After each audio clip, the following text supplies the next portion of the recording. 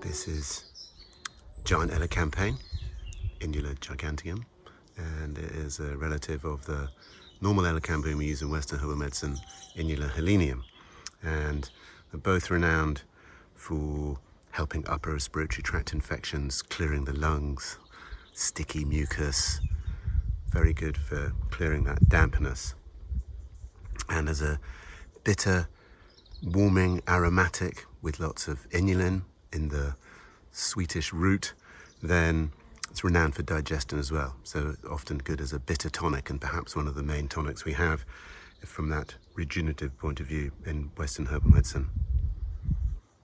So it's got this ability to work as an anti-inflammatory, and it can really help with the immune system as well. It actually interacts with some of the deeper compounds of the immune system and prevents inflammation, basically. So Elecampane, fantastic for upper respiratory tract strengthening.